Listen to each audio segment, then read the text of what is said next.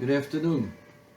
Yesterday was July the 4th, the 246th anniversary of this great country. And it's a religious question, but also a practical question. We Jewish people have been exhorted, have been mispalel b'shlomo shel malchus, pray for the peace of the kingdom. Dilmole Meirah, were it not for the fear of the ruling elements of the country, Ish Yisrael Chaim Blo, each person would have swallowed the other alive. So we are obligated to pray for the peace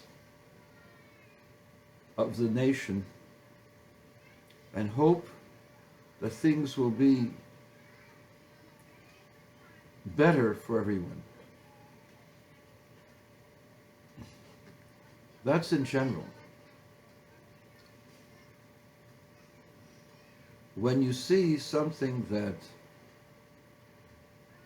is exceedingly good or good, one has to recognize that good, and one has to not diminish from that good and try to get people to think that the good is not good. There are many people who yesterday refused to celebrate the 4th of July. I'm a patriot in a certain degree, but I don't celebrate the 4th of July because it's not a holiday in the Jewish calendar. But it is an important day. It is a day that allowed the opportunity for the greatest nation ever to be created to exist. Is it a perfect country? Is it a perfect nation? Obviously not. But you have to look at where people are going and where people are coming from. The number one destination that people would prefer in this world is the United States of America. And you have to ask yourself, why is it this way? This is such a terrible country. If we're supposed to kneel at the introduction to the Star Spangled Banner, because it's so terrible a place, why are people from Africa coming to this country? Don't they know that this is a racist country? The fact that people are coming from Africa to this country and not from this country to Africa is an indication that it is better for people from African descent to live here than to go back to Africa. Is there another country that people from Africa wish to go to more than the United States? I find it hard to believe that there is such a country. All those who claim the country is this, the country is that, the country is racist, the country doesn't give enough freedoms, all of these people are talking not nonsense, but hyperbole. There is no other country in the world that has a constitution like the United States. Socialists, however, will want that the Constitution should be fairer, that there has to be distribution of all wealth of the country equally to all the citizens. This is called socialism. For those of you who don't know, my mother was born in Russia. My father spent 6 years as a slave of the communists. So we know what socialism really is about. It's the enslavement of the masses. It's not the freedom of the masses. When there is a leadership who leads The socialist countries, those leaders are usually tyrannical. Oh, that's the beginning. You know, the beginning of a socialist state has to be that you eliminate the people in between, the speculators and so on and so forth. How long does that have to last? In the Soviet Union, it lasted over 70 years and it collapsed because it didn't work throughout all those 70 years. In the process, they murdered tens of millions, if not hundreds of millions of people. All in the name of the ideal of so-called equality of workers, which is false. You cannot have equality of workers or equality of citizens because everything depends upon how much they contribute. People who don't work contribute less. People whose jobs are more important. How do you determine what's more important? Free market. If all you know how to do is to carry a pack on your head, you get a certain amount of money for that. It's valuable, but it's only valuable as much as someone will accept to do that. If, on the other hand, you're as the former Secretary of Health, who was a brain surgeon and an African American, Dr. Ben Carson, if you can do those sophisticated operations, then your work is worth a lot more. It's the reality of life. I can't do that kind of an operation. I can't expect that for the activity that I do, people will give me that kind of compensation. This is a wonderful country with opportunities for everyone. And say, well, you Jews, you're a Jewish guy. You Jews have all the money. So it's easy for you to say that. I hate to burst your bubble. My father came to this country with almost nothing in his pocket. My father worked 16-hour days. Of course, he only did it 6 days a week. On Shabbos, he rested. During those 16-hour shifts that he worked, he knew no respite. And he worked and he worked and he worked in order to support his family.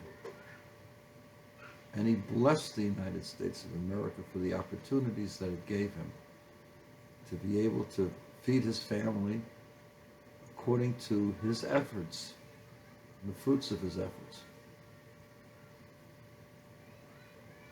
Nobody gave him anything. Nobody handed any opportunities to him. Whatever success my father, Jacob Bergstein of blessed memory, had, were all self-initiated. He wasn't a great salesman.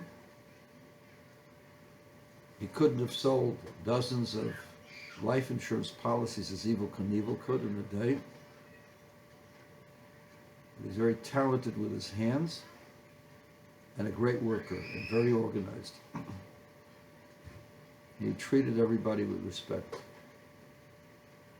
Even people from those countries under whose government he suffered.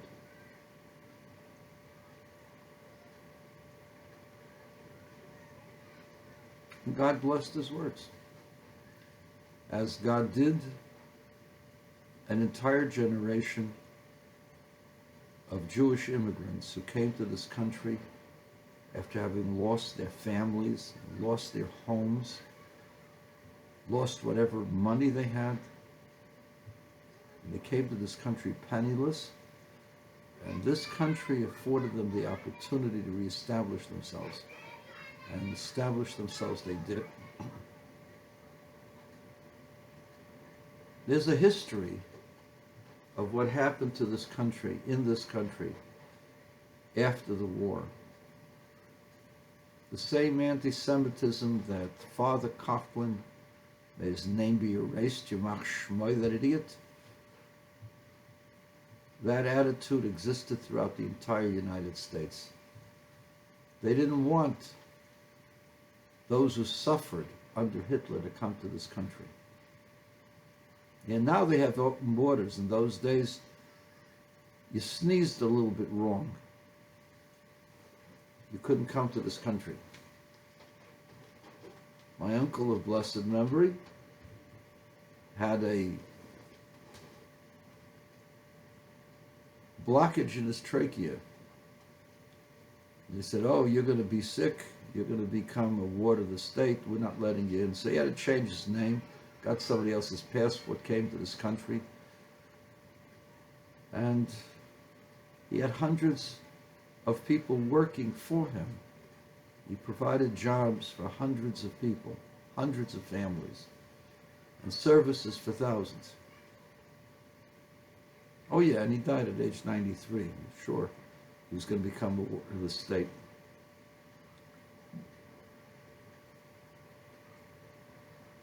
All of you out there, Michael Moore especially, you ingrate, Colin Kaepernick, you stupid idiot. The opportunities that you have, that you've wasted, all in the name of what? All in the name of a false idol. There was police brutality. There still is a small amount of police brutality. I visit the jails. I don't like certain things. But I can tell you, God bless this country called America. God bless the laws of the country. God bless the police of this country. God bless the army of this country and the government of this country. And despite the fact that Roe v. Wade was overturned, you didn't take away 51%, the rights of 51% of the people. First of all, a majority of women don't believe in abortion on demand. Certainly a great percentage of them, almost half of them, vote Republican and believe that life is sacred and you should not snuff out the lives of fetuses just because it's inconvenient. We have disgusting states in this country that celebrate the death of children.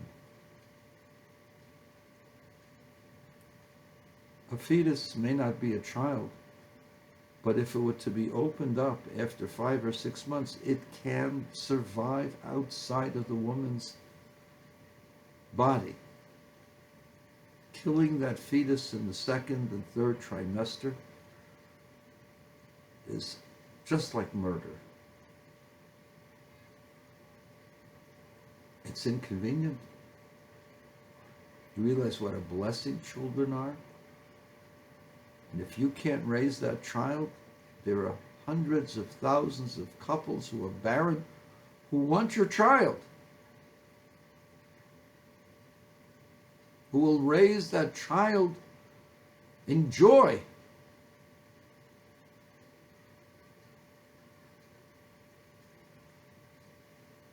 My sister, God bless her, couldn't have children. So she adopted a little boy from a country called Azerbaijan. Mother didn't want the child, the baby, but gave the baby an opportunity by giving it up for adoption. Made some money in the deal. That baby has been a joy and life for my sister. How can you say that not allowing the abortion on demand takes away the rights of all women? Have you ever asked the women who adopt, who waiting for babies to adopt? Have you thought about it? How difficult it is for people who cannot bear children and would just love to have a child, to raise that child, to teach that child how to be, how to live.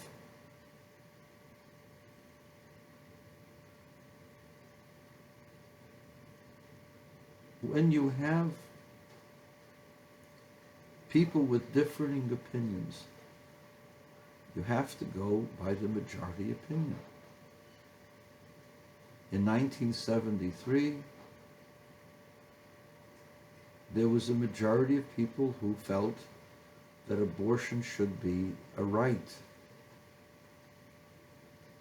But it's far from a majority today. Maybe there's a plurality, and even if it is a majority, it's a very slim majority. And it's not taking away the rights of people. There are still states in the country which will permit abortion. And certain states, where the people feel it's wrong, will not permit abortion. There is no natural right to abort, just as there is no natural right to murder. If I don't like my boss, or if I don't like my neighbor, or if I don't like the man driving in front of me, or behind me,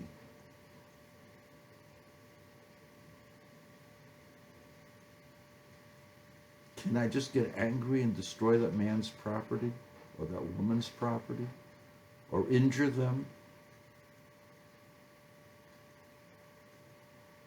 Just because I don't like something doesn't mean I have a right to do that.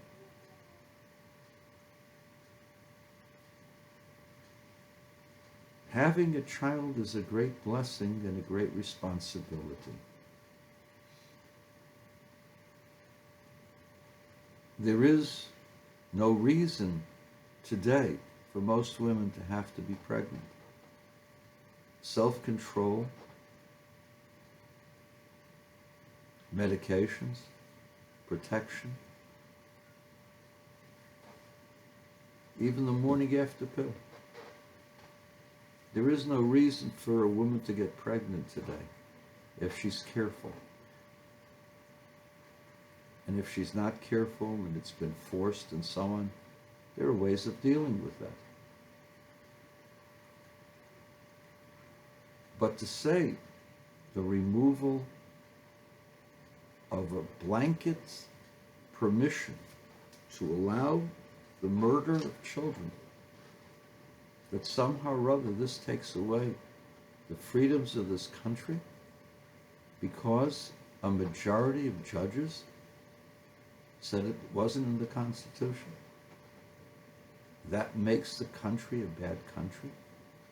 That makes this country where we are groups of people who have ideas and ideals, and sometimes they clash, and we have to go forward based on majority opinion, based upon mutual respect,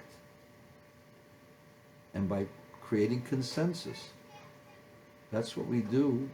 We try to do in small groups, and that's what should be tried to do in large groups. Unfortunately, that group of people, the ones who kneel for the country's Star-Spangled Banner, the country's national anthem, people who castigate and throw cold water upon those who are enthusiastic about living in this country, those people cannot stand another opinion. They are intolerant of another opinion. And we have to realize there isn't a single opinion. Sometimes my opinion will win, and sometimes yours will win.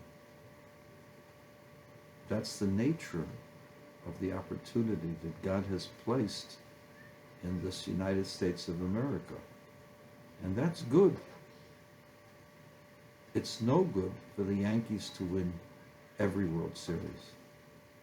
It's no good for the Lakers to win every championship, or the Celtics.